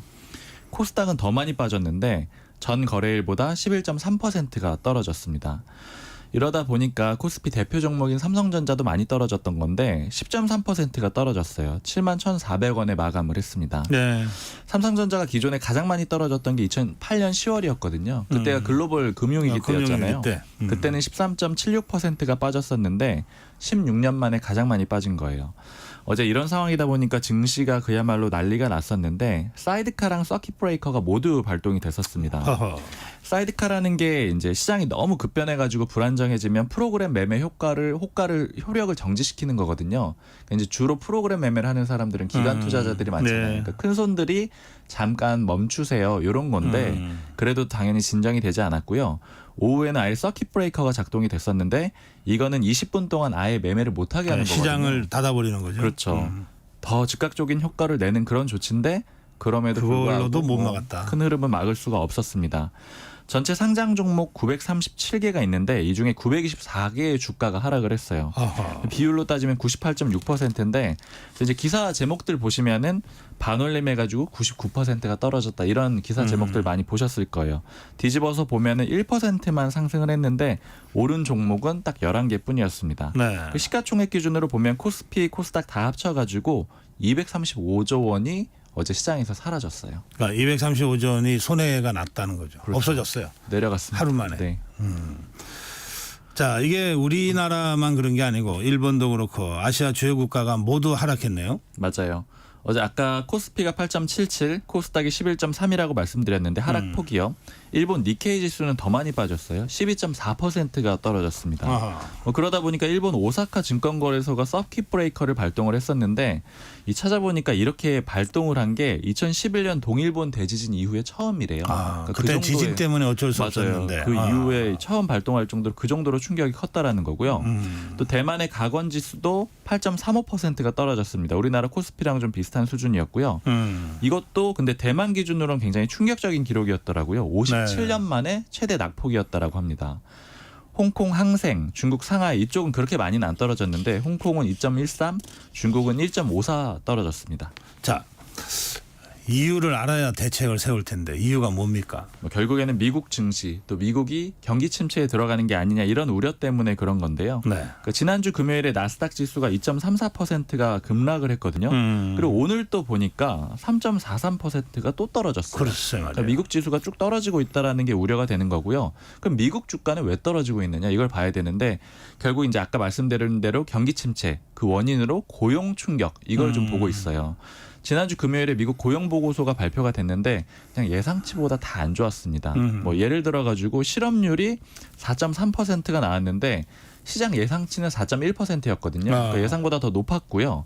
그다음에 일자리도 원래는 예상한 거는 한 18만 5천 개가 생기지 않겠느냐 이렇게 예측을 했는데 11만 4천 개밖에 증가를 안 한 겁니다. 네. 예상보다 다 안 좋다 보니까 미국 이 경제 생각보다 안 좋아지는 거 아니야? 이런 우려가 나오면서 빠졌고요. 그다음에 또 하나 우려가 되는 게 이제 빅테크 그런 기업들의 실적이 부진했다라는 거예요. 아, 그래요? 이게 왜냐하면 지금 증시를 좀 이끌고 가는 게 대표적으로 엔비디아고 이런 것들은 이제 AI 그렇죠. 이 열풍에 예. 의한 것들이잖아요. 예. 근데 엔비디아 포함해가지고 대부분의 기업들이 생각보다 성장률이 그렇게 좋지는 않다라는 거예요. 돈은 많이 몰리고 있는데 매출은 그만큼 안 따라주고 있다라는 거죠. 이런 네. 것들이 겹치면서 미국 주가가 하락을 하게 된 겁니다. 거기에다가 이 연방 준비은행의 기준금리 인하도 맞아요. 지금 이게 일단 1차 동결이 돼버려 가지고 늦어지고 있죠. 그러니까요. 금리가 유지되다 예. 보니까 또 그것도 역시 반영이 돼 있는 거죠. 자, 그런데 이게 이제 미국이잖아요. 물론 글로벌 시장에서 미국 따로 한국 따로는 없지만 그래도 미국의 이 경기 침체 우려 때문에 이렇게 아시아장이 폭락한다. 이걸 어떻게 설명해야 되죠? 일단은 우리 금융당국이 어제 긴급 시장 점검회의를 했는데 거기서는 이렇게 얘기를 합니다. 김병환 금융위원장이 한 얘기인데 한국의 실물 경제, 금융시장 여건에 비해서 낙폭이 좀 과도한 측면이 있다. 그러니까 우리나라가 가지고 있는 그런 경제 체력에 비해서는 네. 더 많이 떨어졌다. 이렇게 금융당국은 보고 있는 거고요. 이런 얘기도 해요. 시장 참여자들이 좀 냉정하고 합리적인 의사결정이 필요하다. 그러니까 지금 미국 떨어지고 주변 국가들 떨어지고 하니까 우리 이제 그 투자자들도 너무 겁을 먹어가지고 다 던지고 그렇죠. 있는 그런 지금은 상황이다. 거의 투매 상황이죠. 그렇죠. 네.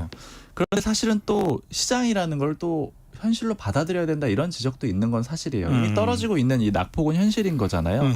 어쨌든 정부 당국은 이 시장 상황을 예의주시하겠다. 이렇게 지금 24시간 모니터링하겠다. 이렇게 좀 긴밀히 대응하겠다라는 그런 입장을 내놓은 상태입니다. 네, 이 박순봉 기자 아까 전해주신 대로 이 나스닥이 어제도 떨어졌기 때문에 이게 이제 오늘 우리 장에 또 굉장히 부정적인 영향을 줄 수도 좋을 수가 모르겠다. 없을 것 같아요. 미국 증시가 다 예. 떨어졌습니다. 많이. 예, 그렇지만 금융당국은 이거 좀 너무 많이 떨어졌다. 우리 경제는 그런 정도는 아니다. 지금 이 얘기를 하고 있습니다. 맞습니다. 참고하시기 바랍니다. 경향신문 박순봉 기자였습니다.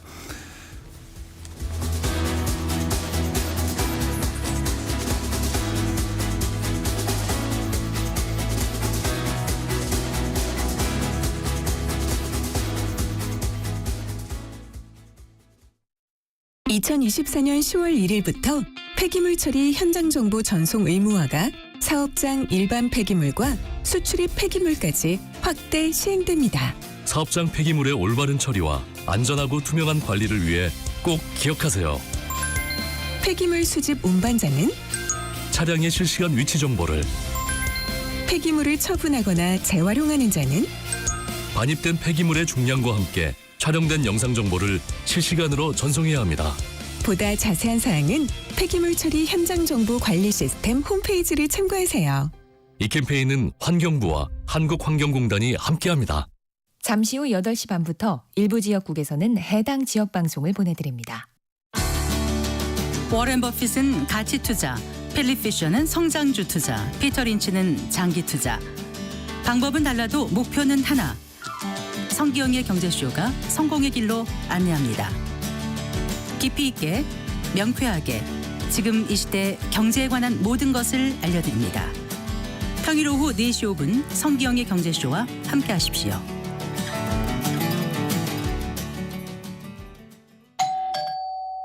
편지 왔습니다. 퇴근길 지친 당신에게 힘이 되는 뉴스를 전해드립니다. 매일 저녁 5시 5분 당신과 함께 읽는 세상 이야기 KBS 1라디오 뉴스레터 K. 지금 시각은 8시 30분입니다. KBS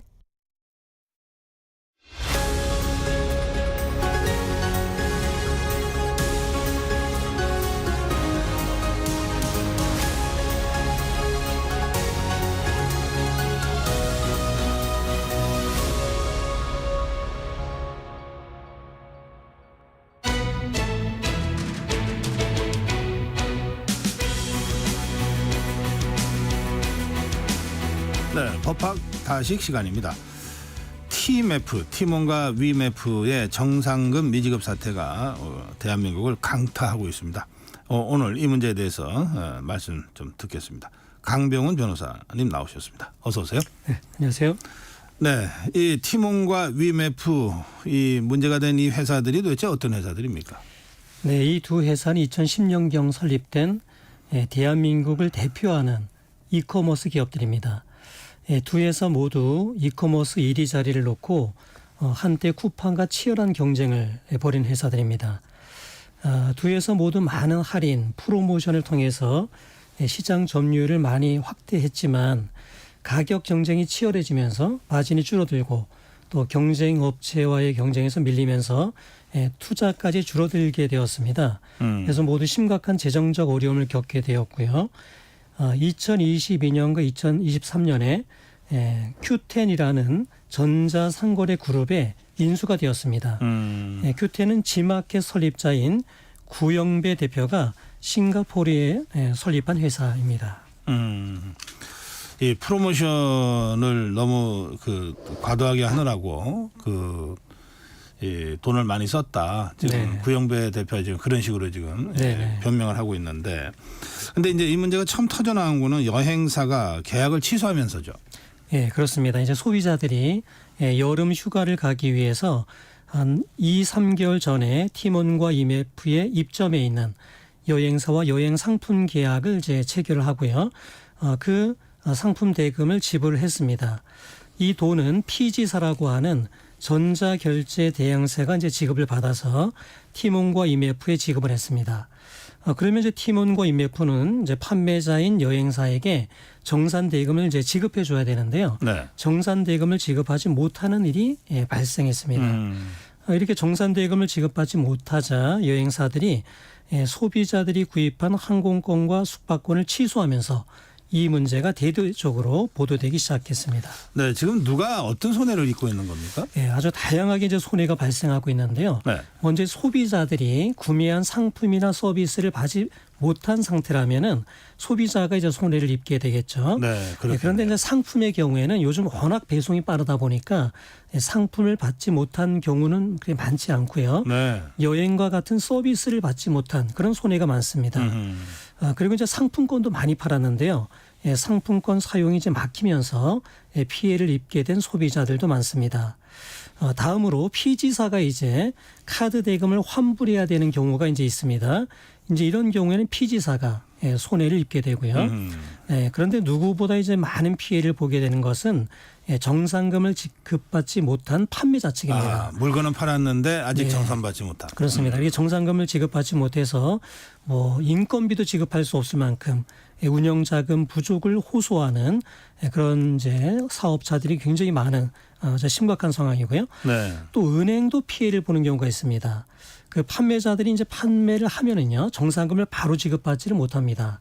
40일이나 길게는 2달이 지나야 이제 지급을 받는데요. 네. 이제 그 기간 동안에 판매자들은 운영자금 확보를 위해서 은행에서 대출을 받습니다. 그러니까 정산금을 담보로 대출을 받는데 네. 정산금을 지급받지 못해서 대출금을 변제하지 못하게 되면 네. 은행도 피해를 입게 되는 상황입니다. 그러니까 피해가 굉장히 다양하게 그리고 광범위하게 발생하고 있는 상황입니다. 지금 상품 주문을 받아서 상품은 보냈는데 네. 그런데 아직 정산을 못 받은 이 판매자들의 피해가 크다고 말씀하셨는데 네, 그렇습니다. 이 판매자들이 대개 이 영세한 분들이나 네. 중소 자영업자들이 꽤 있는 것 같아요. 상당히 많습니다. 그래서 실제로 경영상의 어려움까지 지금 네. 내몰려 있는 그런 것 같습니다.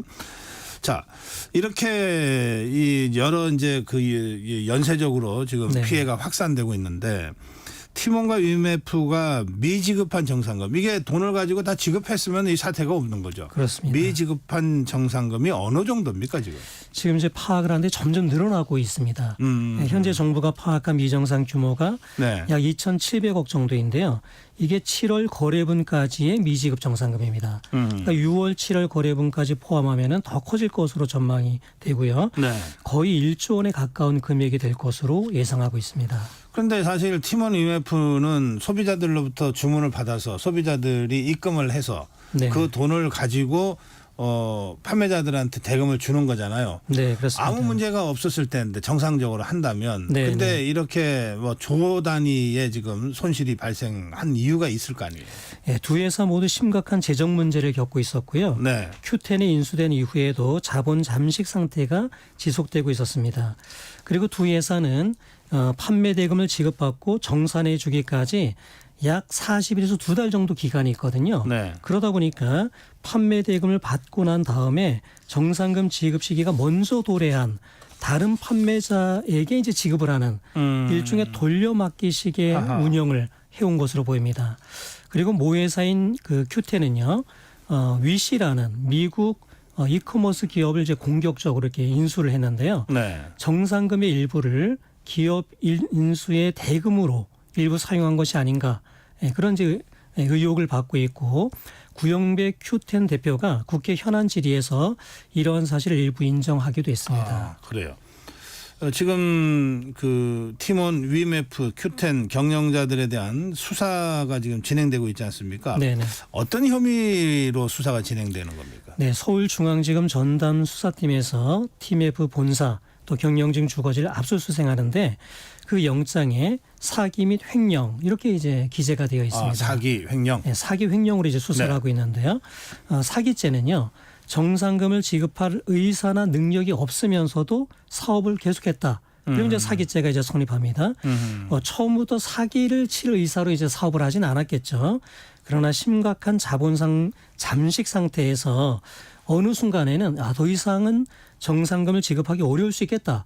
이걸 인식한 상태에서 돌려막기식의 사업을 계속 영위했다면 사기죄가 성립할 수 있습니다. 그때 중단했다면 이제 손해보고 마는 거지만. 네네. 예. 그리고 이제 피지사로부터 결제 대금을 이제 받았잖아요. 그럼 이제 정산금으로 그걸 사용을 해야 되는데 네. M&A 대금 등으로 사용한 것이 밝혀지는 경우에 횡령죄가 성립할 가능성도 있습니다. 가능성이 있다고 말씀드리는 것은 네. 이게 이제 법리적으로 확실한 것은 아니고요. 재판에서 치열하게 다투어질 가능성이 높기 때문입니다. 자, 사태가 이제 이렇게 커졌어요. 근데 기억하시겠습니다만 처음에 위메프 사태의 미정산 상황이 발생했을 때 그냥 일부 소비자들이 네. 뭐 인터넷 쇼핑하다가 뭘 잘 안 된 모양이다 하고 몇 사람들이 그 팀몬 위메프 본사에 찾아가서 막 항의하고 이러면서 또 일부 환불을 받고 막 그랬잖아요. 네, 그렇습니다. 그러니까 그때는 이 상황이 이렇게까지 커질 줄 잘 몰랐던 것 같은데. 네, 네. 그러니까 금융당국이 이 사태가 발생하기 전부터 또 발생한 직후에 좀 즉각적인 개입을 해서 적절하게 대처를 했으면 어땠을까 하는 아쉬움을 표하는 분들도 계시더라고요. 네, 그렇습니다. 이 두 회사는요, 판매 대금을 피지사로부터 직접 지급받아서 또 판매자들에게 대금을 정산해 주는 그런 자격을 가지고 있습니다. 그러니까 어찌 보면 판매 대금을 자기들이 관리하는 것이죠. 그리고 40일에서 2달 정도 사용할 수 있는 그런 권한을 가지고 있거든요. 이걸 이제 2차 피지사라고 합니다. 그러니까 이 두 회사는 이커머스 기업이면서 동시에 2차 피지사에 해당합니다.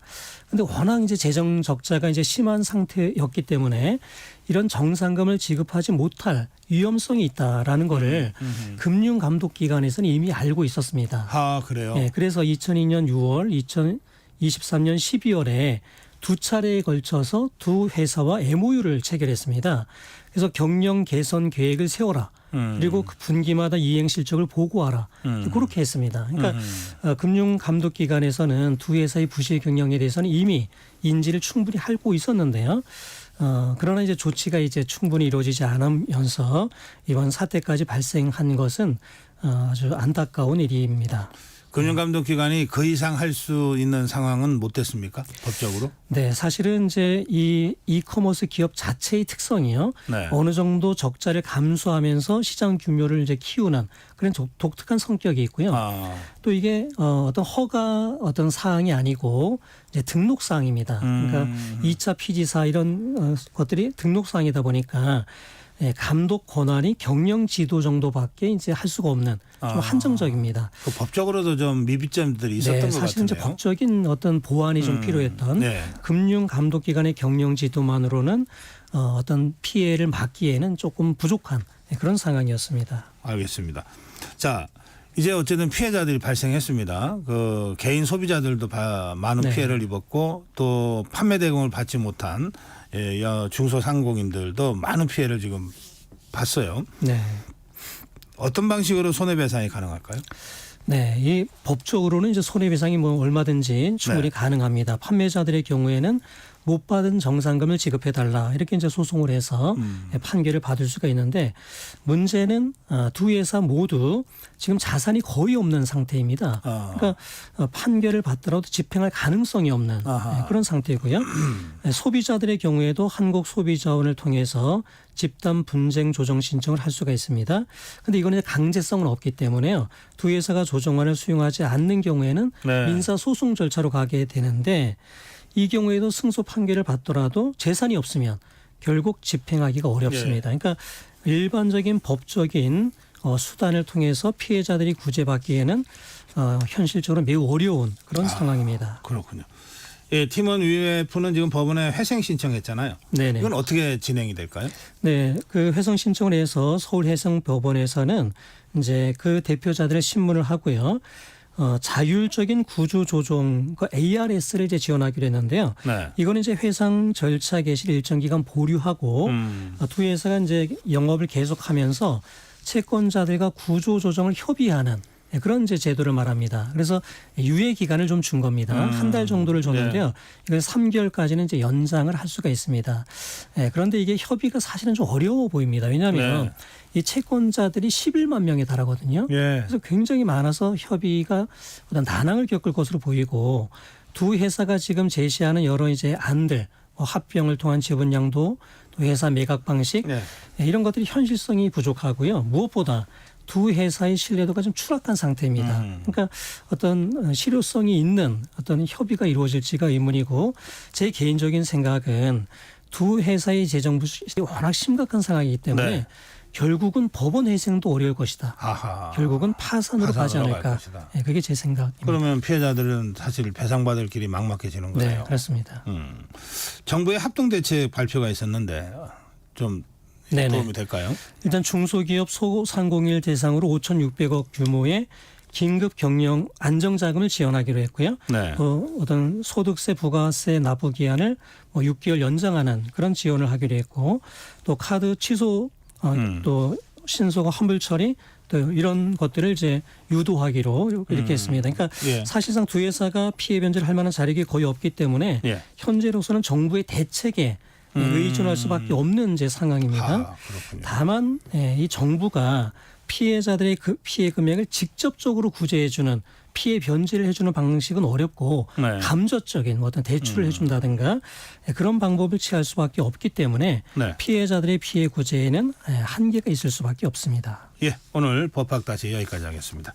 오늘은 팀원 위메프 사태와 관련된 말씀 들었습니다. 강병훈 변호사였습니다. 고맙습니다. 네, 감사합니다. 네, 지금 시각 8시 43분입니다.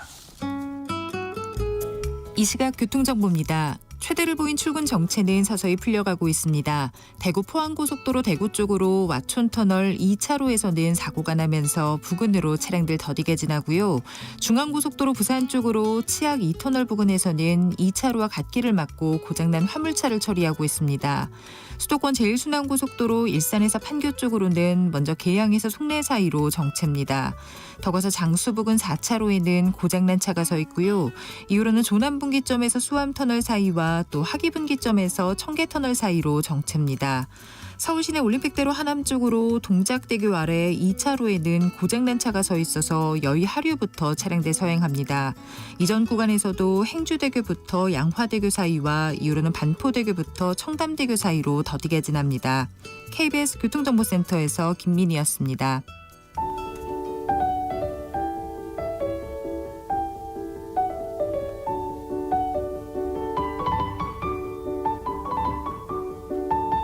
네, 여러분들의 건강을 지켜드리는 건강 100세 시간입니다. 오늘도 건강지킴이 이대서울병원 정신건강의학과 김선영 교수 모시겠습니다. 교수님 어서 오세요. 네, 안녕하세요. 그 유명 연예인들이 보면 가끔 공황장애를 겪고 있다 그런 그 보도들이 있어요. 네. 그런데 공황장애가 뭐 생각보다 많은 분들이 증상은 좀 심한 경우도 있고 약한 경우도 있지만 앓고 있다 그러더라고요. 네. 공황장애 이게 어떤 겁니까? 예. 우리나라 공황장애 유병률이 한 3에서 5% 정도 꽤 있습니다. 수분 내에 갑작스럽게 심한 공포가 발생하면서 주로 호흡곤란이나 심계항진 이런 신체 증상이 동반이 되고요. 호흡곤란하고요? 네. 호흡곤란이랑 심계항진. 심계항진은 어떤 거죠? 심장이 두근두근하는 예. 그런 거고, 그리고 이러다 미치거나 죽을 것 같다. 이런 통제불능의 인지가 이제 이어지는 질환입니다. 30분 정도가 지나면 사실은 자연적으로 좋아지는 경과이긴 한데요. 공황 발작이 예측 불가능하게 발생하기 때문에 또 발생할 것 같다. 이런 예기 불안에 시달리게 되고 예, 그리고 공황 발작이 일어난 장소나 약간의 내적 긴장 이런 거를 일으키는 것도 모두 회피하게 되기 때문에 기능 저하가 심각한 것이 문제입니다. 일단 그 공황장애가 이제 맨 처음에 이제 그 공황장애 증상을 겪게 되면 자기가 지금까지 안 했던 경험이니까 이게 굉장히 불안하고 막 겁나고 그럴 것 같으네요. 예, 그렇습니다. 그래서 이거는 정말 통제가 불가능하다. 이런 어떤 통제불능에 대한 인지가 같이 있기 때문에 이 파국화하면서 불안이 더 가중되는 특성이 있습니다. 한 30분 정도 있다가 그냥 자연스럽게 그게 안정화되고 해소됩니까? 대체로? 네, 대체로 그렇습니다. 그럼 그 30분을 견디지 못하는 분들은 어떻게 해요? 그러니까 공황에 대한 이해가 좀 없으셔서 계속 파국적인 어떤 인지 과정에 이제 몰두를 하게 되시면 불안이 굉장히 지속되게 됩니다. 이제 이런 정신적 심리적인 그 문제잖아요. 네. 그러면 어떻게 진단하세요? 당신은 공황장애입니다. 이걸 어떻게 진단해요? 이거는 환자들이 호소하는 임상 증상을 가지고 기본적으로 진단을 하게 되는데요. 일단 공황 발작이 있어야 하고요. 그래서 그 특징이 공황 발작의 특징이 수분 내에 갑자기 불안해지면서 앞서 말씀드렸듯이 이제 호흡곤란, 심계항진 같은 신체 증상 동반되고 파국적으로 내가 통제 불가능할 것 같다. 이런 인지 과정이 같이 있으면서 공황 발작이 일어난 후에 한 달 이상 또 공황 발작이 일어날까봐 두렵다 이런 예기 불안이 계속되고 네. 그다음에 공황 발작이 일어난 장소, 내적 긴장을 일으키는 곳 이런 걸 회피하게 되면 공황장애라고 진단합니다. 일단 진단이 나오면 네. 그러면 이제 어떻게 그 치료를 할 수 있나요? 치료가 약물 치료가 있고요, 비약물적인 치료가 있습니다. 예. 예. 근데 처음에는 공황 발작에 대한 이해 없이 그냥 불안에 압도되기 때문에 뇌 심부에서 막 과하게 발생하는 그런 불안을 막아줘야 되거든요. 네. 예, 그래서 뇌 심부에서 불안을 막아주는 그런 호르몬을 증가시켜주는 항우울제의 복용을 처음에는 하게 됩니다. 약물 치료, 예, 항우울제, 약물 치료를 약물 우선 하게 치료를 되는군요. 일단 하게 됩니다. 예. 근데 약물이 아닌 그런 인지 행동 치료라는 거를 하기도 하거든요. 네. 예. 근데 어느 정도 뇌 심부의 불안이 경감이 됐다. 이렇게 되면은 이제 불안을 막아주는 다양한 전략을 좀 강화시켜야 될 필요가 있고요. 네. 예, 이거는 이제 인지행동 치료라고 하는 건데 그 앞서서 공황 발작이 이제 발생될 때 동반되는 극적인 신체 증상을 경험하면서 이러다 죽겠다, 미치겠다, 통제를 할 수 없다 이런 생각에 이제 하게 된다고 그렇게 말씀드렸었잖아요. 예. 예. 근데 사실 가장 근원적이고 강력한 불안이 죽음에 대한 불안입니다. 사실. 그래서 공황 발작이 일어났을 때 절대 죽지 않는다. 예, 그리고 내가 아무런 조치를 하지 않아도 30분에서 1시간 내에는 발작이 경감된다. 이러한 확신을 하면서 자가로 인지치료를 하는 것이 굉장히 중요하고요. 예, 그리고 행동치료라는 것도 있는데 약간 불안을 일으키는 상황에 일부러 노출시키면서 이제 그것을 이제 저희가 노출 치료라는 거라고 얘기를 하는데 불안이 올라오는 것을 일부러 경험하고 그러면서 걱정했던 거와 같이 최악의 상황이 벌어지지 않는다. 이런 것들을 깨닫게 되는 그런 치료를 병행하게 됩니다. 교수님, 그러니까 공황 발작이라 그럽니까? 네. 공황 발작으로는 절대 죽지 않습니까? 네. 그것만 이게 확신을 갖고 있어도 내가 이거는 어떤 경우에도 난 죽지는 않아. 그러면은 안정이 되는데 도움이 되겠네요. 네, 굉장히 중요한 핵심 개념입니다. 네, 자가로 할 수 있는 인지 치료입니다. 실제 제 주위에도 공황 장애를 좀 심하게 겪은 분들이 몇 분 계신데요. 네. 이분들 말씀을 들어보면 네. 뭐 다리 위에서 자기가 뛰어내릴 것 같다는 거예요. 예, 통제 자꾸, 불가능한 인지죠. 예. 그러니까 너무 불안해서 이제 자기가 곧 죽을 것 같으니까 뭔가는 해야 되겠는데 네. 할 수 있는 게 아무것도 없고 그럼 하여튼 탈출을 해야 되겠는데 막 뛰어내리고 싶다는 거예요. 네. 그 충동을 이기지 못하면 진짜 뛰어내리게 되는 경우도 있나요? 그렇죠. 불안이 굉장히 심해지시면 사실은 자살 행동까지 이어지시는 분도 있죠. 더 이상 방법이 없다고 생각하기 때문에 나에게는 그냥 이 삶을 끝내는 것이 낫겠다. 그러니까요. 네. 근데 이게 예고가 없대요. 그냥 네.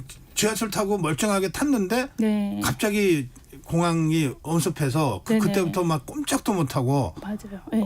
이게 내릴 때도 인지가 안 되고 예. 그냥 가라앉을 때까지 그냥 30분이고 1시간이고 갔다는 거예요. 예. 근데 이제 그런 경우에 어떻게 해야 돼요? 갑자기 이게 왔어요. 네. 근데 뭐 운전을 하고 가는 중에 또는 네네. 뭐 어디 이동하는 중에 또는 무슨 모임 중에 이런 네네. 게 왔어요. 어떻게 해야 돼요? 이 불안에 압도되면은 인지 기능은 무조건 간섭을 받게 되어 있습니다. 근데 운전이나 이런 거는 정말 인지 기능이 좀 필요한 그런 그렇죠. 활동이거든요. 예. 그렇기 때문에 일단 차를 좀 멈추고 절대 죽지 않는다. 내가 아무런 조치를 하지 않아도 30분에서 1시간 정도 지나면 이 불안은 경감되는 것이다. 이렇게 확신을 가지면서 시간을 조금 버시면 확연히 좋아집니다. 네.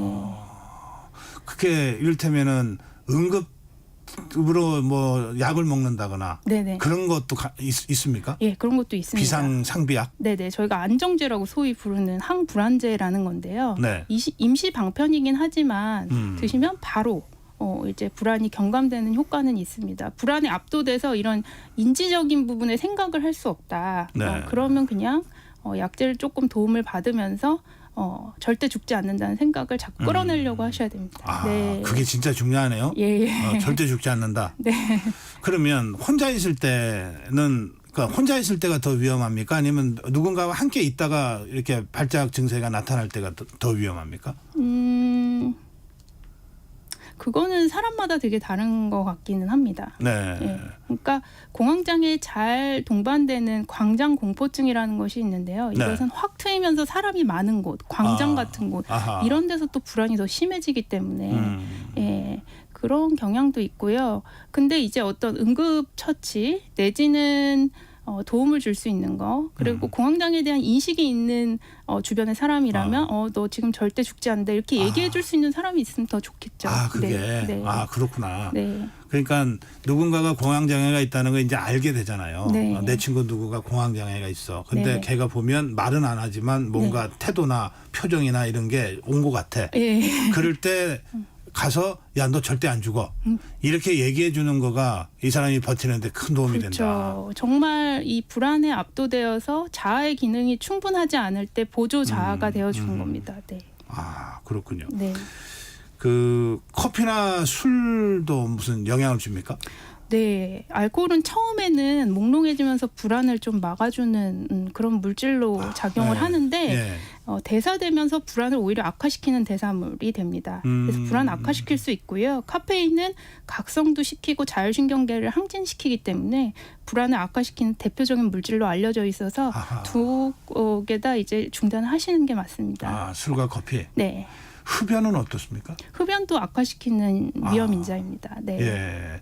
공황장애는 이런 것들이 겉으로 보면은 마음을 안정시켜 주는 것처럼 보이는데 네, 네. 예, 술 한잔하고 좀 안정해라. 그게 아니군요. 네, 네.